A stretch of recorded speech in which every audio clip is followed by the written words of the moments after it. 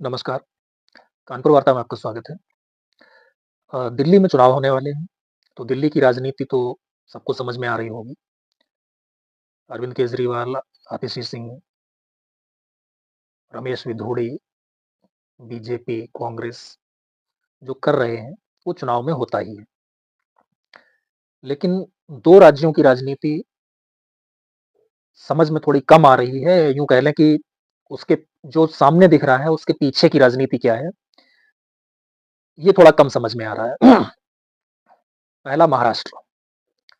महाराष्ट्र में चुनाव खत्म हो गए, जो बीजेपी वाला गठबंधन था, महायुति, वो लगभग 80% सीटें जीतने में कामयाब रहा या 80 से भी ऊपर, और उन्होंने महाराष्ट्र में सरकार बना ली।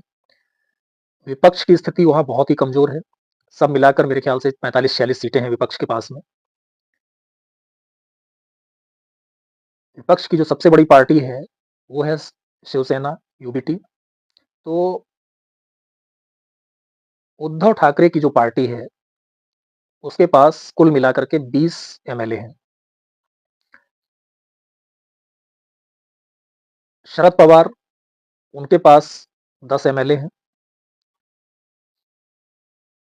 जबकि इन लोगों के पास लोकसभा में संख्या ठीक-ठाक है, उनकी लोकल स्ट्रेंथ को देखते हुए। लोकसभा में उद्धव ठाकरे के पास 9 एमपी हैं, जबकि शरद पवार के पास 8 एमपी हैं। कांग्रेस एक ऐसी पार्टी है जो अगर वहाँ के सांसद चाहें भी, तो वो कुछ नहीं कर सकते क्योंकि वो बड़ी पार्टी है, उसके पास 99 सीटें हैं, तो उसमें कुछ हेर-फेर हो भी नहीं सकता। तो वहाँ के सांसद चाह करके भी उनके पास केवल एक ही ऑप्शन है कि अपनी सीट से इस्तीफा देकर के ही वो कुछ इधर-उधर कर सकते हैं।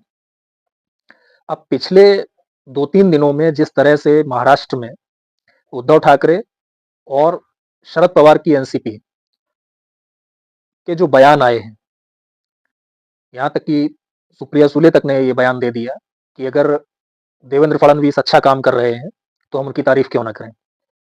तो देवेंद्र फडणवीस तो मेरे ख्याल से जब पिछली बार मुख्यमंत्री थे तब भी अच्छा काम कर रहे थे। अभी 2.5 साल तक जब वो उप मुख्यमंत्री थे तब भी अच्छा काम कर रहे थे।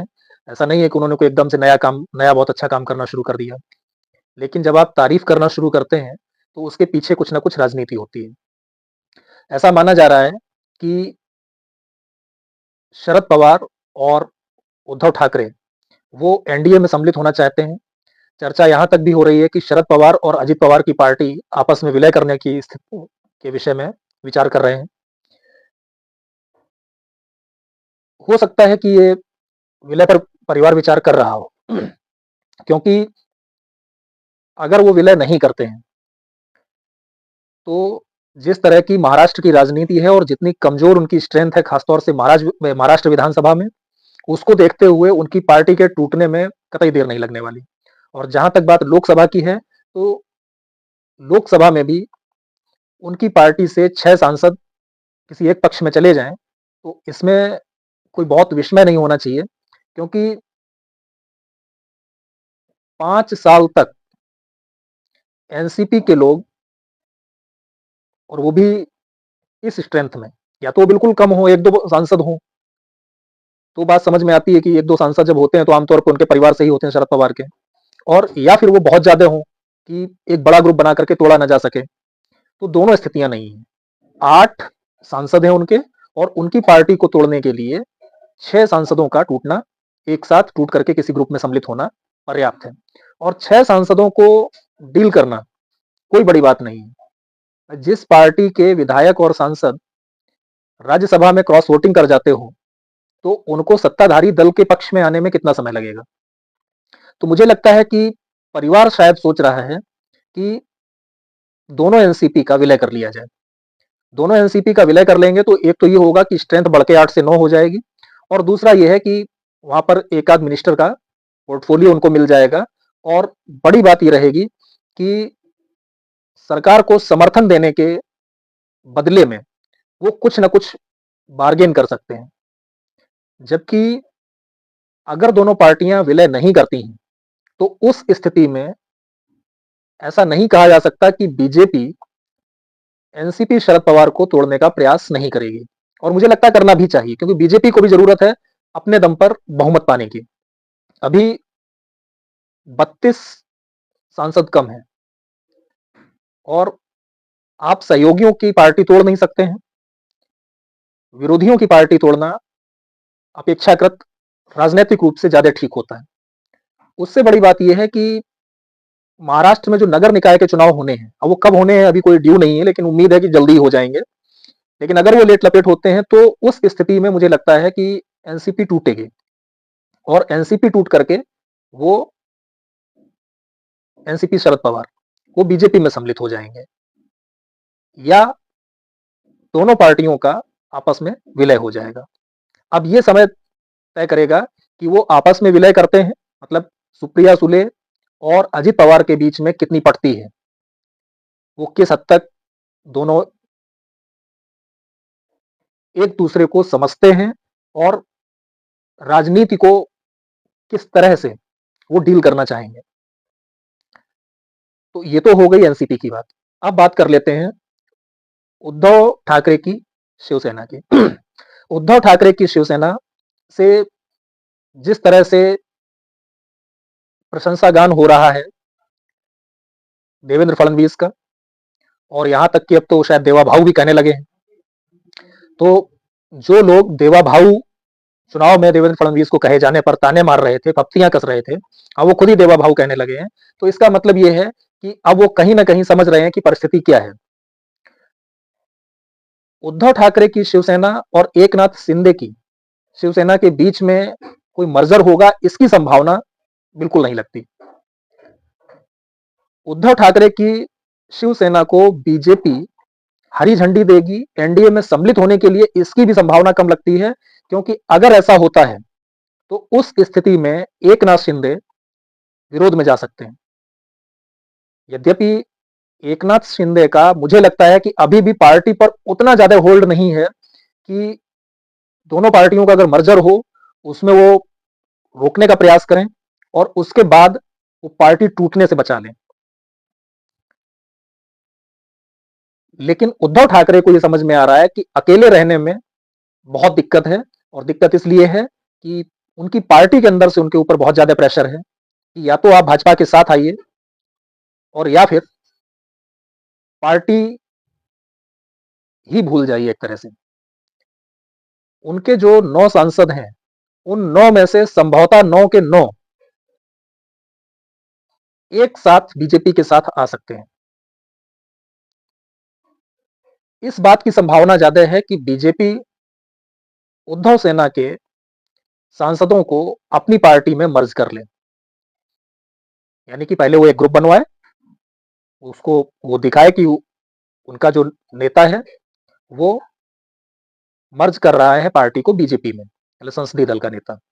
इस बात की संभावना बहुत ज्यादा है। तो मुझे लगता है कि उद्धव ठाकरे अपना अस्तित्व बचाने के लिए जो देवा भाव की प्रशंसा कर रहे हैं वो कर रहे हैं, और वो ये भी सोच रहे हैं कि आने वाले जो नगर निकाय चुनाव है, जिसमें से जो सबसे बड़ा चुनाव है वो बीएमसी का है, तो उसको देखते हुए शायद बीजेपी उनको एनडीए में सम्मिलित कर ले। मुझे संभावना थोड़ी सी कम लग रही है। तो दोनों ही दल, चाहे वो एनसीपी शरद पवार हो और चाहे शिवसेना उद्धव ठाकरे हो, दोनों ही दल अपना अस्तित्व बचाने के प्रयास में लगे हुए हैं, और अस्तित्व बचाने में उनको ज्यादा चिंता इस बात की है कि कहीं ऐसा ना हो कि बीजेपी हमारे सांसदों को तोड़ करके अपने में सम्मिलित कर ले। और दोनों ही पार्टियों के 6-6 सांसद तोड़ने हैं, अगर मान लीजिए तोड़ना भी है तो 6-6 तोड़ने हैं पार्टी तोड़ने के लिए, अदरवाइज वो पूरे के पूरे सम्मिलित होने को तैयार बैठे हुए हैं। एक आध को छोड़ दें तो पूरे के पूरे सम्मिलित होने को तैयार बैठे हुए हैं, जबकि उनका प्रयास ये है कि वो अपनी पार्टी का अस्तित्व बनाए रखते हुए एनडीए में सम्मिलित हो जाएं और उनका अस्तित्व बना रहे। ये दो चीजें तो हैं महाराष्ट्र की। तीसरा एक घटनाक्रम उत्तर प्रदेश में चल रहा है।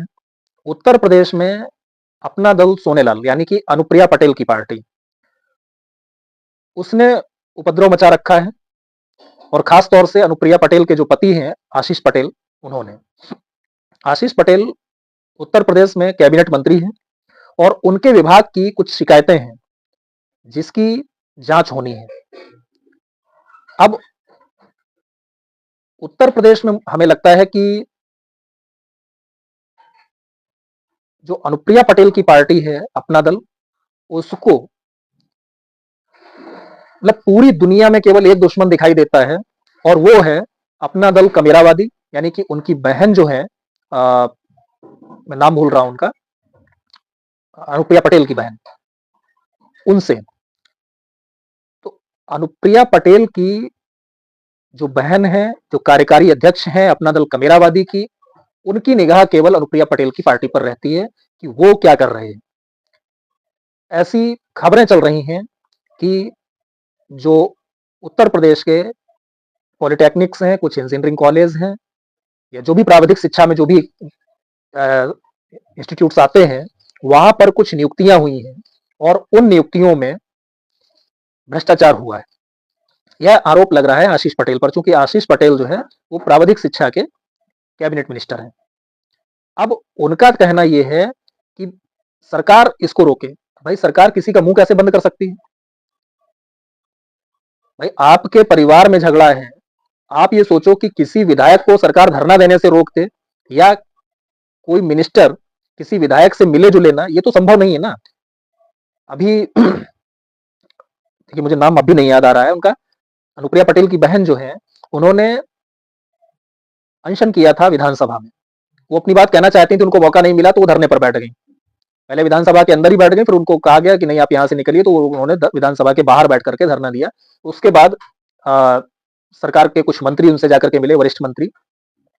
तो जब से ये घटना हुई है कि वो मिनिस्टर से जाके उनसे मिले, तब से आशीष पटेल जो है वो सरकार से खिन्न है। भाई, अगर आपने भ्रष्टाचार नहीं किया है तो आपको डर किस बात का? जांच की मांग हुई, पहले तो अभी जांच बैठाई नहीं गई है। सरकार, अब उनका ये पूरा का पूरा प्रेशर इस बात का है कि सरकार जो है वो अपने स्तर पर पूरी चीज को डिनाई कर दे, कोई जांच ना बैठाए। तो ये कोई उचित तरीका तो नहीं होगा। रही बात मिनिस्टर की, तो अगर आपको लगता है कि जांच शुरू होगी तो आपको इस्तीफा देना पड़ेगा, तो बिल्कुल इस्तीफा देना पड़ेगा। तो आप कह रहे नहीं, हम इस्तीफा नहीं देंगे, आपको बर्खास्त करना है तो बर्खास्त कर दीजिए, लेकिन हम इस्तीफा नहीं देंगे। और उसमें उन्होंने, जो राजनीति में अक्सर होता है कि जब आप सीधे सीधे पार्टी के, जब सरकार के मुखिया को कुछ नहीं कह पाते, तो जो सरकार के मुखिया के आसपास के अधिकारी होते हैं या कुछ नेता होते हैं, उनके विरुद्ध आप अनर्गल टिप्पणी करने लगते हैं। तो उसी तरह की बातचीत आशीष पटेल कर रहे हैं। अब मुझे लगता है कि जो गठबंधन पॉलिटिक्स है, उसमें आशीष पटेल को सरकार से बर्खास्त करना, वो थोड़ा कड़ा कदम हो जाएगा। थोड़ा नहीं, बहुत ज्यादा कड़ा कदम हो जाएगा। तो वैसे भी जो यूपी का कुर्मी वोटर है, और खासतौर से जो पढ़ा लिखा कुर्मी वोटर है, वो बीजेपी के अगेंस्ट रहता है। ऐसे में आशीष पटेल को बाहर करना, उसमें जो 2-4-5% मिलता भी होगा बीजेपी को, वो भी अलग, वो भी चला जाएगा। आशीष पटेल को कायदे से समझाने का तरीका ये होगा कि उनको जो विभाग दिए गए हैं, वो विभाग उनसे वापस लेकर के या तो मुख्यमंत्री अपने पास रख लें, या वो किसी और को दे दें, और उन्हें बिना विभाग का मंत्री बना रहने दें। उसके बाद आशीष पटेल के पास कोई चारा नहीं होगा इस्तीफा देने के अलावा। और अगर वो इस्तीफा नहीं देते हैं तो वो सिवाय उनकी बेशर्मी के और कुछ नहीं होगा। वैसे भी सब जानते हैं कि जितनी क्षेत्रीय पार्टियां हैं, जाति आधारित पार्टियां हैं, एक जाति की पार्टियां हैं, पूरी राजनीति उनकी एक जाति पे टिकी हुई है, वो सारी की सारी भ्रष्ट है। बीएसपी से लेकर के कोई भी पार्टी हो, चाहे वो ओम प्रकाश राजभर की पार्टी हो, चाहे वो निषाद की पार्टी हो, चाहे वो अनुप्रिया पटेल की पार्टी हो, कोई भी पार्टी हो, सारी पार्टियां भ्रष्ट हैं। ये इतनी भ्रष्ट पार्टियां हैं कि जब ये चुनाव लड़ रही होती हैं, तो कुछ सीटें जो इनके हिस्से में आती हैं बंटवारे में, वहां पे ये अपने उम्मीदवारों से पैसे ले लेती हैं टिकट के। बीएसपी का तो रिकॉर्ड रहा है। अब पिछले 2 चुनाव से चूंकि बीएसपी के पास कोई क्षमता नहीं बची है सीट जिताने की, तो अब कोई पैसे नहीं दे रहा है। एक जमाना था कि बीएसपी की टिकट के लिए बोलियां लगती थी। तो ऐसा नहीं है कि पार्टियों के अंदर भ्रष्टाचार है नहीं, भ्रष्टाचार है, और बहुत ज्यादा है। खासतौर से जो क्षेत्रीय पार्टियां और जातिवादी पार्टियां हैं, जाति आधारित पार्टियां हैं, उनमें। तो आशीष पटेल का इलाज मैंने बता दिया कि उनको, आपको बर्खास्त नहीं करना है, लेकिन उनसे जो मंत्रालय, जो विभाग आपने दिए हुए हैं, वो विभाग वापस ले लेने हैं। आपको कुछ करना ही नहीं है। एक सिंपल राज्यपाल को अनुरोध करना है और राज्यपाल को आदेश पास कर देना है, और बिना विभाग के मंत्री के रूप में जो छीछा लेदर होगी उनकी, उसके बाद वो खुद ब खुद इस्तीफा दे देंगे। रही बात केंद्र की, चूंकि केंद्र में सरकार कमजोर है तो इसलिए वो इतना कर पा रहे हैं।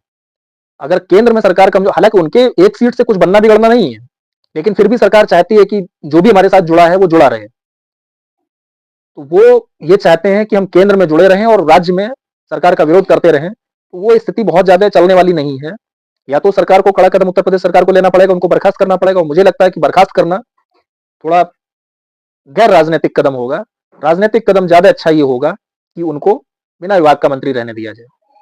देखते हैं कब तक वो बिना विभाग के मंत्री रहते हैं, और उसके बाद आप जांच बैठा दीजिए, कोई दिक्कत नहीं है।